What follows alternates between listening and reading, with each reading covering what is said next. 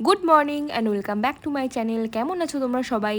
Thumbnail আর title দেখে তো বুঝেই গেছো আজকে আমি নিয়ে চলে এসেছি আমার জন্মদিনের ব্লগ। বেশ কিছুদিন বাদেই এই ব্লগটা আপলোড করছি, কারণ কিছু পার্সোনাল রিজনস ছিল, সেই কারণে একটু লেটে আপলোড করছি। তোমরা তো সবাই জানো আমার মা বাবা দুজনে কাশ্মীর ঘুরতে গেছিলো, আর সেই সময় আমার জন্মদিন ছিল। ওরা ছিল কাশ্মীরে, আমি ছিলাম এখানে। তার কিছুদিন বাদেই এইরকম বিচ্ছিরি একটা ঘটনা ঘটেছে। তো আমার মন সত্যি একদম ভালো ছিল না। তো এই জিনিসগুলো যখনই আমি এডিট করতে যাই তখনই আমার ওই সমস্ত জিনিস মনে পড়ে। মা বাবাকে ভিডিও কল করে কথা বলা, সেগুলো দেখা, কত সুন্দর জায়গা। তো যখনই আমি এই জিনিসটাকে এডিট করতে বসি এত মন খারাপ হয়ে যায়, সে কারণে এডিট করাই হয়ে উঠছিল না। ঠাকুরের কৃপায় দুজনেই সুস্থভাবে বাড়ি ফিরেছে, তাই জন্য অনেক অনেক ধন্যবাদ ভগবান। যাই হোক, আগামীকাল 7ই মে, আগামীকাল মক ড্রিল। সবাই সরকারি নির্দেশ অনুযায়ী সাবধানে থেকো, সুস্থ থেকো। জন্মদিনের দিনটা আমি ছুটি নিয়েছিলাম। তো সকালবেলা ঘুম থেকে উঠেই আমি ফুল ফল এদিকে মিষ্টি সমস্ত কিছু কিনে একদম নিয়ে চলে এসেছি।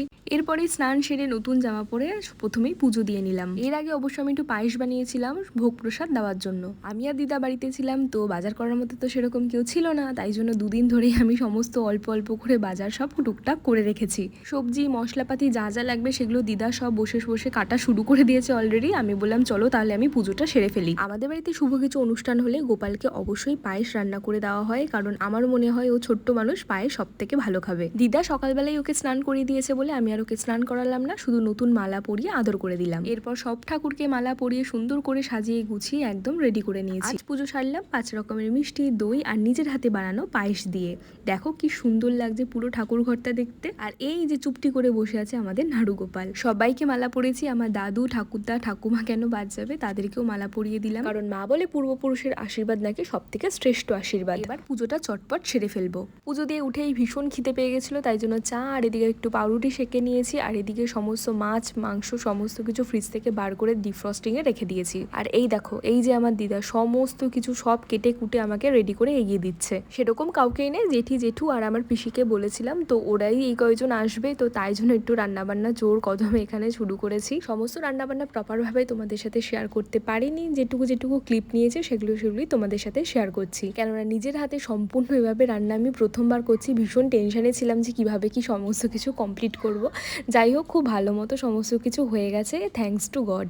দুপুরের মেনুতে অনেক কিছু আমি রেডি করার চেষ্টা করেছি, আর সেগুলো সাকসেসফুলি হয়েওছে। তাই জন্য একদিকের কড়াইয়ে চলছে আলু ভাজা, এদিকে চলছে চিংড়ি মাছের মালাইকারি। সমস্ত রান্নাই কিন্তু তোমরা এখানে খুব অল্প পরিমাণে দেখতে পাবে, কারণ আমি আর দিদা দুজনে মিলে দুপুরে আর কতটাই বা খাবো। তারপর তো রাত্রিবেলার একদম এলাহি আয়োজন রয়েছে। এই যে দেখিয়ে দিলাম 5 রকমের ভাজা একদম রেডি, আর ওদিকে উচ্ছে ভাজা হচ্ছে, আর এদিকে কিন্তু দুধ কাতলা আমি রান্না করে ফেলেছি। রান্না বান্নার তো আয়োজন চলছেই, আর রান্নাঘরও বিশাল নোংরা হচ্ছে, তাই জন্য চেষ্টা করেছি খুব তাড়াতাড়ি সমস্ত কিছু কমপ্লিট করার, যাতে আমাদের দিদি আসলে সবকিছু একেবারে পরিষ্কার করে দিয়ে যেতে পারে। দুপুরের রান্নার মোটামুটি সমস্ত কিছু রেডি হয়ে গেছে। সব শেষে আমি এখানে কিন্তু চিকেন কষাটা রেডি করে নিচ্ছি। বিশ্বাস করো, সকাল থেকে সমস্ত বন্ধু কলিগ আত্মীয় স্বজন সবাই এতবার করে ফোন করছে চিকেন কষার যে একটা সুন্দর একটা ক্লিপ নেবো, সেটাই নিতে ভুলে গেছি। যাই হোক, সব শেষে এখানে আমি চাটনিটাও রেডি করে নিলাম। আমি স্নান করতে গেছিলাম, দিদা ততক্ষণে পাঁপড় ভেজে নিয়েছে। ব্যাস, স্নান করে এসেই সুন্দর করে থালা সাজিয়ে নিজেই খেতে বসে পড়েছি।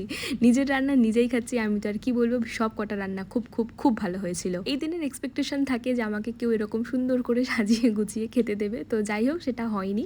এখানে দেখো সমস্ত খাবার আমি এভাবে রেডি করে নিয়েছি নিজে নিজেই। আজ দুপুরের মেনুতে ছিল 5 রকমের ভাজা, ডাল, চিংড়ি মাছের মালাইকারি, দুধ কাতলা, তার সাথে দেশি চিকেনের মাংস। ও তোমাদের তো বলতে ভুলেই গেছি, ওটা না দেশি চিকেন ছিল। ওই যে বললাম দুদিন ধরে আমি টুকটাক করে বাজার করি, তাই ভাবলাম চিকেন তো সবসময় খাই, চলো একটু দেশি মুরগি নেওয়া যাক। তাই দেশি মুরগির পাতলা করে আলু দিয়ে ঝোল বানিয়েছিলাম, পায়েস ছিল, চাটনি পাঁপড় ছিল, তার সাথে 5 রকমের মিষ্টি আর দই। জমিয়ে দুপুরবেলা খাওয়া দাওয়া করে 1 ঘন্টা মতো আমি একটু রেস্ট করে নিয়েছিলাম, তারপর আবার লেগে গেছি কাজে। স্টার্টার হিসাবে কি দেবো এসব চিন্তা করতে করতে ভাবলাম চলো একটু ফিশ চপ বানানো যাক, তাই ওদিকে ফিশ চপ বানিয়ে ফেলেছি। আর এদিকে কিন্তু দেখো দুটো কড়াই আমি পোলাও রান্না করেছি। পোলাও আর সাথে দেশি মুরগির মাংস, কম্বিনেশনটা ব্যাপক না? তোমাদের কোনটা ভালো লাগে অবশ্যই কিন্তু আমাকে কমেন্ট করে জানিও। সবাই গরম থেকে আসবে, তাই জন্য আমি এখানে বানিয়ে ফেলেছিলাম পুদিনা পাতার ড্রিঙ্ক। তো এটাও রেসিপিটা তোমাদের সাথে একদিন ডেফিনেটলি শেয়ার করবো। ফিশ চপের কোনো ক্লিপই নেওয়া নেই, তো চেষ্টা করবো তোমাদের সাথে একদিন ফিশ চপের রেসিপিটা শেয়ার করতে। চলো ডিনারে কি কি আছে তোমাদের সাথে এক এক করে শেয়ার করে ফেলি। প্রথমেই দেখিয়ে দিলাম রসমালাই, এটা আমি আগের দিন রেডি করে রেখেছি। ঠান্ডা ঠান্ডা রসমালাই খেতে কার কার ভালো লাগে বলো তো। তারপর এখানে রয়েছে পায়েস। হ্যাঁ, এবার তোমরা বলবে একদম শেষ থেকে কেন দেখাচ্ছ, তো পরপর যেরকম যা ছিল সেরকম ভাবেই তোমাদের সাথে দেখাচ্ছি। তারপর একটু স্যালাডে শশা কেটেছিলাম, আর ওদিকে তো চাটনি। এই যে পাঁপড় ভেজে রেখেছে দিদা, কত পাঁপড় ভেজেছে। আমার পাঁপড় খেতে ভীষণ ভালো লাগে, আমি তো শুধুই খাই। আর এদিকে দেখো লাল লাল ঝাল ঝাল দেশি মুরগির মাংস, দেখতেই এতটা টেস্টি হয়েছিল, খেয়ে তো সবাই বলছে ভীষণ ভালো হয়েছে। আর এদিকে আমি একটু নিজের হাতে কেক কেক বানিয়েছিলাম, তবে কেকটা একটু শক্ত হয়েছিল। পরে বুঝলাম কেকটাকে যদি আরেকটু ফাটানো যেত তাহলে খুব সুন্দর ফ্লাপি হতো। যাই হোক, এই যে আমার প্রিপারেশন সমস্ত কিছু চলছে, আর একটুখানি সুন্দর করে ডেকোরেশন করার জন্য এইভাবে আমি জিনিসটা করেছি। কেমন লাগলো সেটা কিন্তু অবশ্যই জানিও। দিদা যাই হোক এদিকে সিরিয়াল দেখছিল। এই জিনিসগুলো কি তোমরা চেনো? আমি কিন্তু ট্রেন থেকে কিনেছি, আর আমার এগুলো ভীষণ ভালো লাগে। এখানে ফিশ চপ আমি ঠান্ডা করতে দিয়েছি। এই যে আমি রেডি হয়ে অপেক্ষা করছি সবাই কখন আসবে। আজকের ফুল লুকটা তোমাদের সাথে একদিন ভিডিওতে অবশ্যই শেয়ার করব। ভীষণ গরম লাগছিল, সে কারণে তখন আর চুলটা ছাড়িনি। যাই হোক, এরপরে আমি চুলটাকে ছেড়ে একটু ভালো করে কয়েকটা ছবিও তুলে নিয়েছি। আর এই জামাটা আমি নিজে কিনেছি, তো ভালোই লাগছিল আমাকে। আমি ভিডিও করছিলাম আর তখনই বেল বেজেছে, তারপরে বুঝলাম যে হ্যাঁ, তার মানে সবাই চলে এসছে। চলো, সবাই চলে এসছে। Thank you. এই মানে খেয়ে কাজ নেই, এগুলো দাঁড়া খুলছি। কি দরকার ছিল এগুলো? খুব সুন্দর হয়েছে। এটা কিন্তু তোমায় বানাতে হবে, তোমাকে বানিয়ে দিইনি আমি। তোকে পড়াবো, তোকে ধুতি করে পড়াবো না। খুব ভালো হয়েছে। এটা আমার পছন্দ, মা যেটা পছন্দ করেছিল সেটা আমি নিইনি। ঠিক আছে, খুব সুন্দর। Thank you.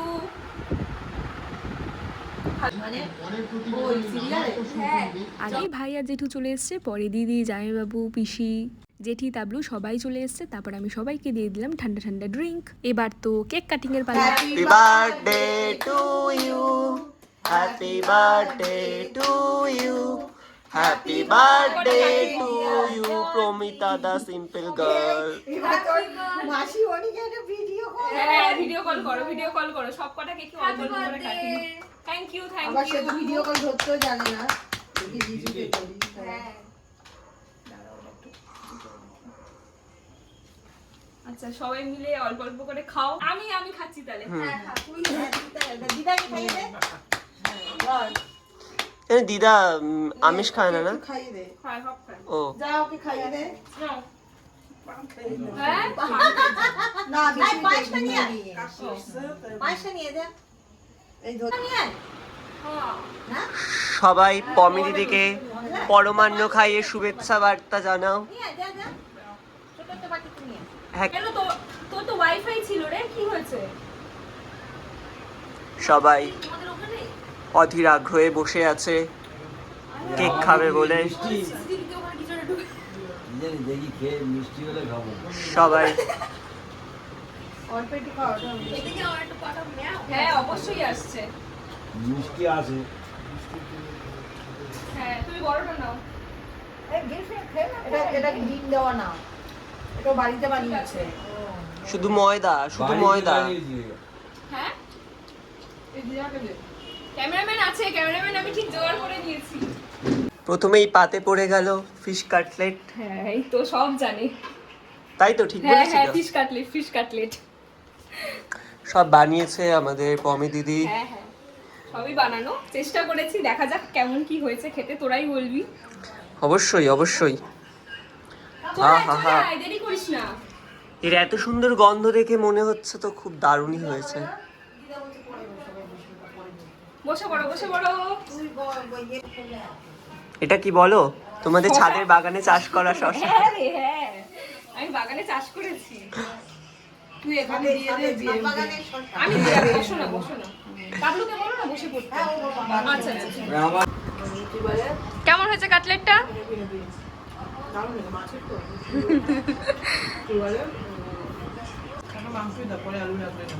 খেয়ে দেখ মাংসটা কেমন হয়েছে। খা।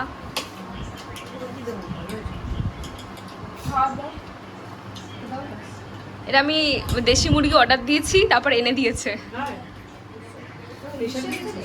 কোথা থেকে?